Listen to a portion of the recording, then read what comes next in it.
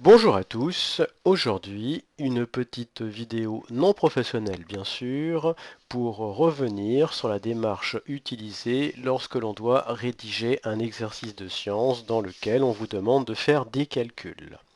Exercice numéro 1, calculer une vitesse. Alors, vous avez ici la représentation d'une expérience historique qui a été faite en 1826.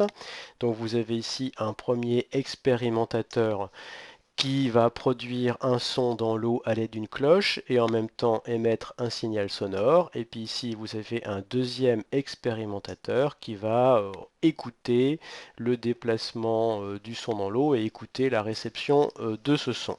Alors, première question, pourquoi on ne tient pas compte de la durée nécessaire à la lumière pour se déplacer entre les deux scientifiques?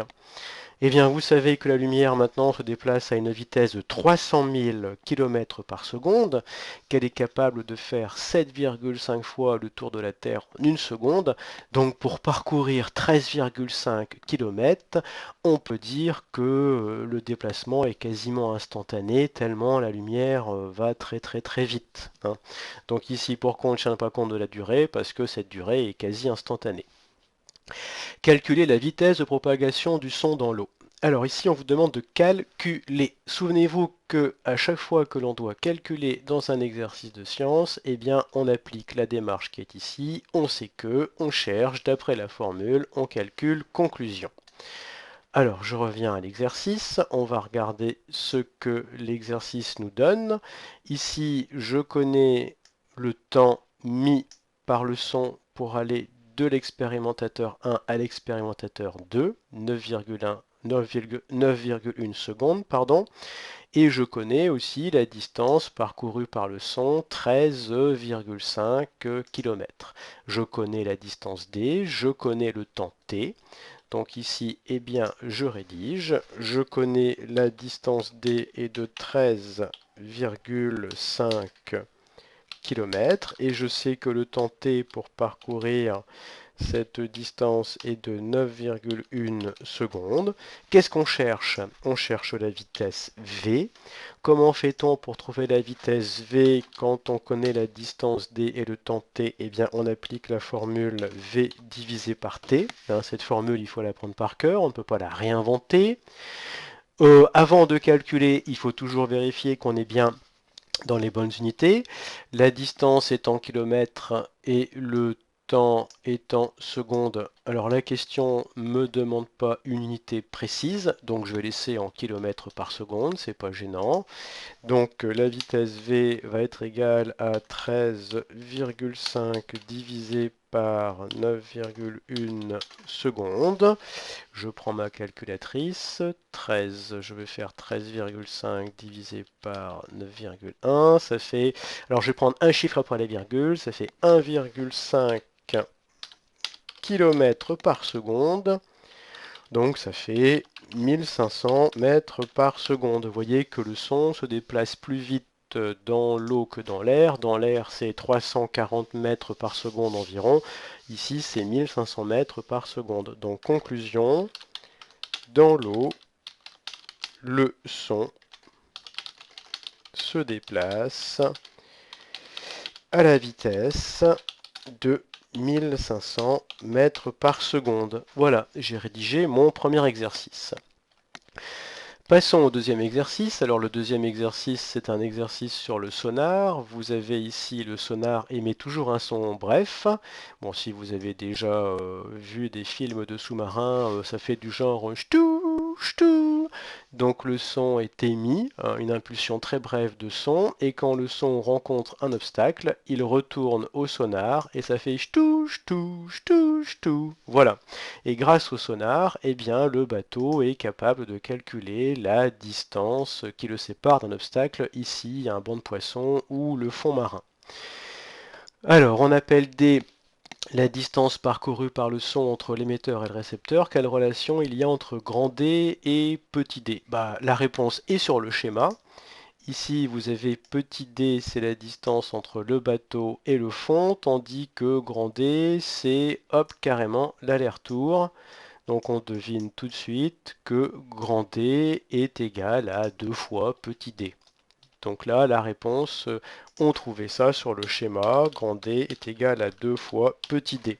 Bien sûr, quand on fait un exercice de science, souvent il y a un schéma, hein, c'est comme en géométrie, quand il y a un schéma, il y a des réponses sur la figure, et bien là, il y a des réponses sur le schéma. Alors, deuxième question, déterminer la profondeur de la mer à cet endroit. La vitesse des ultrasons dans l'eau est de 1500 mètres par seconde. Donc, on me demande de calculer une distance, la distance entre le bateau et le fond de la mer. Alors, je dois identifier ce que je connais pour calculer cette distance. Ben, je connais la vitesse du son dans l'eau et je connais, ici, on me donne le temps mis par le signal pour aller de l'émetteur au récepteur. Donc voilà deux informations qui vont me permettre de calculer la distance d. Donc je connais la vitesse, on sait que, donc là j'ai plus qu'à appliquer encore une fois ma démarche, hein, puisqu'on me demande de calculer. Donc on sait quoi? On sait que la vitesse du son ici dans l'eau est de 1500 mètres par seconde et que le temps mis par le signal pour aller de l'émetteur au récepteur est de 0,5 secondes. Toujours faire des allers-retours entre sa rédaction et l'énoncé pour vérifier qu'on n'écrit pas des bêtises, bien sûr. On cherche quoi? Eh bien, on cherche la distance. Donc ici, eh bien, je peux calculer la distance grand D de l'aller-retour, hein, parce que les 0,5 secondes, c'est le temps mis par le son pour faire l'aller-retour. Alors, quelle formule je vais utiliser pour calculer grand D quand je connais V et T? Eh bien, grand D égale V fois T. Voilà, cette formule-là, grand D égale V fois T.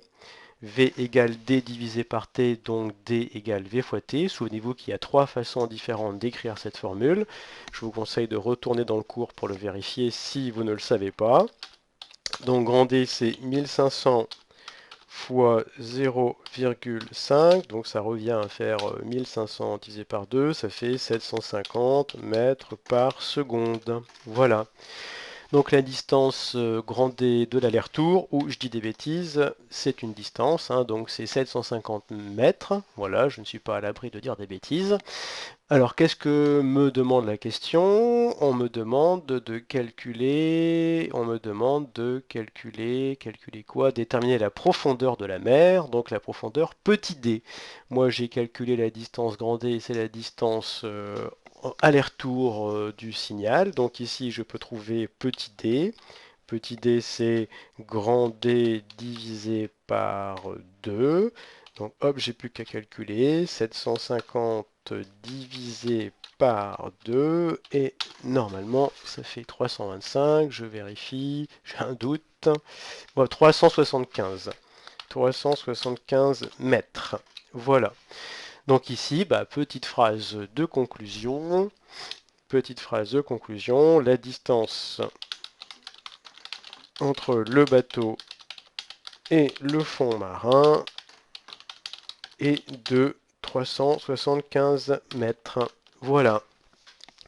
Bien, maintenant que vous avez vu comment bien rédiger, hein, n'oubliez pas, on sait que, on cherche d'après la formule, on calcule conclusion.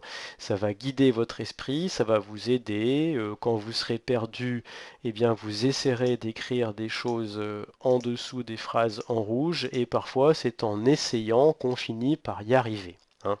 Donc, n'hésitez pas à écrire ces phrases pour corriger vous-même, rédiger vous-même les exercices 3, 4 et 5.